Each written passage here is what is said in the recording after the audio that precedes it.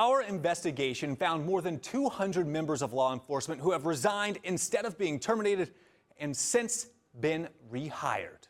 Dwayne, I'll tell you right off the bat, I just don't see where you can stay working here. Douglas County Sheriff's Office superiors tell Sergeant Andrew Dwayne Taylor they plan to fire him for an improper relationship that started when a 17-year-old asked for help.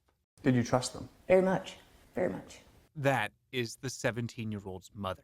She says after her now ex-husband destroyed her daughter's room, her daughter went to the Taylors, a family they had known for years. So his wife calls me and tells me that it's okay, that my child is safe. But a few weeks after moving in, the 45-year-old Sergeant Taylor tried to kiss the teenager. A few weeks later, And I asked her, I said, is there anything inappropriate going on between you and Dwayne? Very quiet, and I just heard a real quiet yes. I immediately threw up. according to the documents from Douglas County, Sergeant Taylor admitted to investigators he had sex regularly with that teenager, including while he was on duty. I'm not a sexual predator. And legally, he's right, as the age of consent in Georgia is 16. You can't be a police officer and do things like that. Who's going to trust you? And if it did get out, it would undermine the confidence that the public has, or the respect that the public has for our office. Taylor begged that day for his job, asking for anything short of termination. Because I know that means I could never work in law enforcement again. And after an appeal, Douglas County allowed him to resign instead. The Georgia Peace Officers Standards and Training Council, or POST, originally also recommended he lose his ability to work in law enforcement.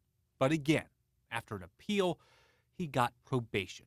Months later, he would be hired as an Austell police officer.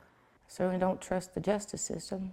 According to POST, since 2015, more than 1,600 Georgia law enforcement officers have resigned in lieu of termination, and 18% are currently in departments around the state. You know, I don't think it's that surprising, frankly, that that number is where it is. That's Chris Harvey, the deputy executive director at POST, and he adds that having an appeal system is important.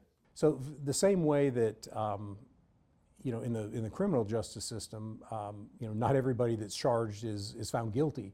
In an email, the Austell Police Department responded in part, quote, Andrew Taylor exercised his rights and followed protocol laid out by POST. You know, the council considers a wide number of things when they make their recommendation. What's the history of this officer? How long have they been an officer?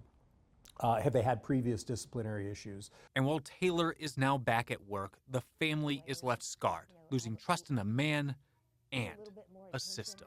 Don't be quite so trusting, even with people that you know. We did reach out to Mr. Taylor, and after a lengthy off-the-record discussion with him over the phone, he declined to comment for the story.